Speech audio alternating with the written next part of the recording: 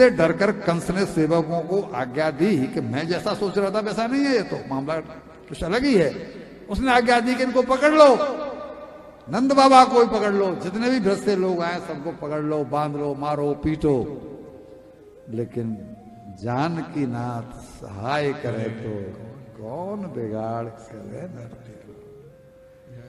उनकी एक नहीं चली और ज्यादा समय न गंवाते हुए भगवान कृष्ण ने, वो बहुत ऊंचे मंच पर था, एक छलांग मारी और छलांग मार करके उसके पास पहुंच गए और उसके बालों को पकड़ लिया। बालों को पकड़ करके उसको ऊपर से नीचे पटक दिया और खुद भी बहुत भारी शरीर अपना करके उसके ऊपर कूद पड़े। और जैसे ही कूदे उसके सीने की सारी हड्डी पसली टूट गई और उसके प्राण निकल गए। तो भी भगवान रुके नहीं, तो उसके बाल पकड़ के उन्हें चारों ओर घुमाने लगे। क्यों? बहुत क्रोध में। क्यों? कि तूने मेरी माँ के बाल पकड़ के उसको पकड़ा था, तू मेरी माँ के बाल पकड़ के उसे रथ से खींचा था ना, इस बात का क्रोध। उसके प्राण तो वहीं पर निकले गए थे। उसकी बात को खींच खींच के उसकी दुर्गति की। कृष्ण के युग में दो स्त्रियों को बाल से पकड़कर घसीटा गया है। कौन कौन? एक तो देवकी मैया को और एक द्रौपदी मैया को। और इन दोनों घसीटने वालों का नामो निशान न कंस का रहा और न वहां दुशासन और दुर्योधन का रहा। अपराधियों का समूल नाश करते हैं भगवान। मैंने फिर कहा, भगवान दयालु हैं बट क्षमालु। दयालु तो हैं, क्षमालु।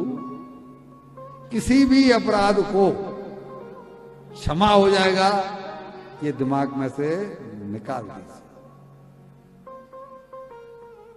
इसको भी वो सारे दंड दिए जो देने चाहिए थे।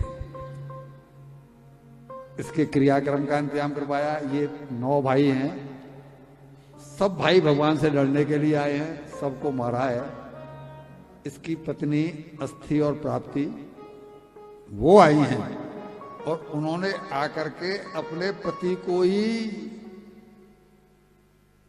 खरी खोटी सुनाई है। मर गया है वो, कि हमने तुमको कितना समझाया कि तुम्हारे भेजे हुए कोई भी राष्ट्र तो वापस नहीं आया। कृष्ण को मारने के लिए तुमने कितने प्रयास नहीं किए, लेकिन तुम्हारी बुद्धि मारी गई थी। और उसके सर को रख के दोनों पत्नियां रोने लगी। भगवान कृष्ण ने बलराम जी से कह करके उनका संस्कार करवाया और फिर ये दोनों गए अपने माँ बाप के पास, यानी वसुदेव देव जी के पास कारागार। अभी थोड़ी देर पहले कहा कि दोबारा उनको बंद कर दिया था। और माता पिता के चरणों में गिर गए, रोने लगे, कहने लगे कि मैंने आप लोगों को अपने बचपन का सुख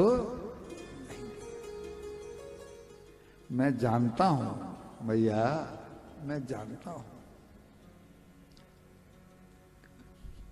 कि मां गर्भवती होती है, उस दिन से ही लीलाओं के सुख की तो बात छोड़ो, नाती पोतों के ख्वाब देखने लगती है।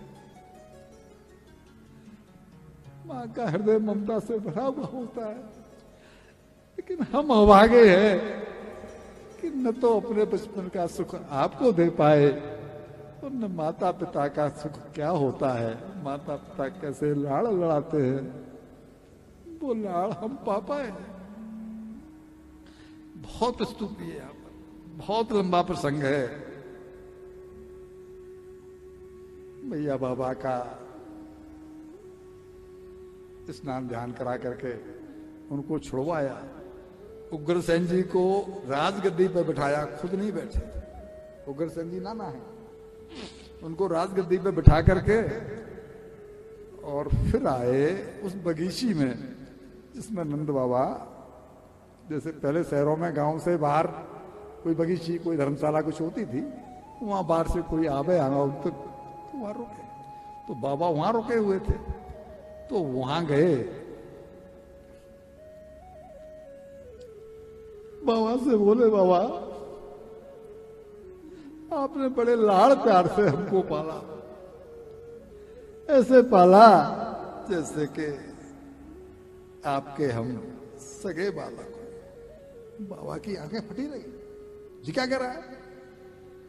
नंद बाबा को तो पता नहीं, यशोदा मैया को पता नहीं कि हमारा बाबा, हमारा लाला नहीं है। उन्होंने तो अपनी गोदी में जब से खिलाया, जब से मैया ने प्रसव के बाद में आंखें खोली, तो उस कन्या को तो वो ले गए थे और लाला उनकी गोदी में। उन्होंने तो कभी ये सोचा ही नहीं था कैसा हो जाएगा। आपके इस लाड़ दुलार को, मैया के इस लाड़ दुलार को मैं कभी नहीं भूलूंगा बाबा, मैं आऊंगा, लेकिन अपने यहाँ के परिवारी जनों को खुश करके आऊंगा।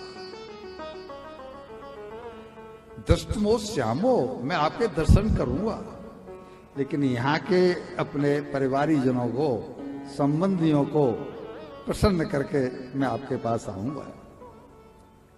बाबा कृष्ण की तरफ देखते रहे, जैसे कि कोई सपना भंग हुआ हो, ऐसा। ये हो गया अभी तक जो लाला हमारा था, अब वो लाला हमारा नहीं। ये तो वसुदेव जी का बेटा है, इसका अर्थ ये हुआ। लेकिन वो करते क्या, वो करते क्या? ये कह रहे हैं कि तुम जाओ, मैं मिलने के लिए आऊंगा। कोई रास्ता नहीं। ग्वाले वाले सब आश्चर्य में थे कि अचानक क्या हुआ। कृष्ण हमारे साथ आया और यहां करके कह रहा है कि तुम जाओ, मैं अपने सगे संबंधियों को प्रसन्न करके आपके पास आऊंगा। और अपना सर्वस्व लुटाकर, नेत्रों में आंसू लेकर, हर एक व्यक्ति जो साथ में गया था वो वापस। उधर मैया का हाल क्या है? वो अपने लाला के इंतजार में माखन निकाल के नहीं आवे वो। अब तो ही मुझसे माखन मांगेगो मैया, भूख लगी। वो तो इसलिए धीर हो रही थी कि आज परसों है गई, कन्हैया आ रहा होगा, बोल के गए हो मैं परसों आ जाऊंगा, मेरे लल्लू आज आ रहा होगा। मैं अपनी गोदी में बैठा के माखन खवाऊंगी। मैंने माखन निकाल के दो। भाई मेरी बहुत याद आ रही होगी, पहली बार मुझसे दूर भयो है ना, तो भाई मेरी बहुत याद आ रही होगी। 3 दिन से भूखो होगो भाई, कौन माखन खवाए होगो थोड़ी। और आते ही मैया मैया कह के मुझे चिपट जाओ। मेरो लाला मोते बहुत लाड़ करतो है, मेरी आंखन में कहूं आंसू ना देख पावे। और मैया ने जैसे ही छकड़ों के आने की आवाज सुनी, दरवाजे पर रो रही है, दरवाजे पे ख्याल कर रही है, लाला आ रहा हो, लाला आ रहा हो, लाला आ रहा हो। छकड़े पहुंचे, छकड़ों की आवाज हुई तो मैया दरवाजे से बाहर निकल के आई। कन्हैया कन्हैया कहाँ है लल्लू, आ बाहर आ। वहां तो कोई, तू दिख क्यों ना रो, सो रो है का? बाबा तो बोली, अरे भाई जगाओ ना, भाई जगाओ ना, लल्लू जग जा लल्लू, चल माखन खा ले, मैंने तेरे लिए माखन निकाल के धरो है।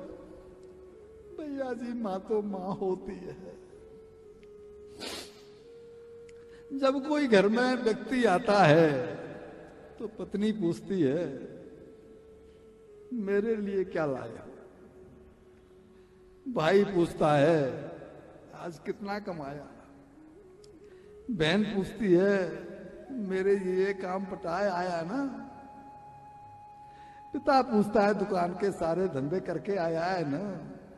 केवल एक माँ होती है जो पूछती है कि सुबह का निकला है, मैंने क्या खाया, भरपेट भोजन तो किया ना, और कोई नहीं। तो बाबा नीचे उतर के आए और खींचने लगे भैया है, चल भीतर बता अब तू। अरे लेकिन वह लाला तो जगा लो, लल्लू सो रहो है ना, और बाकी सखाऊ ना दिख रहे।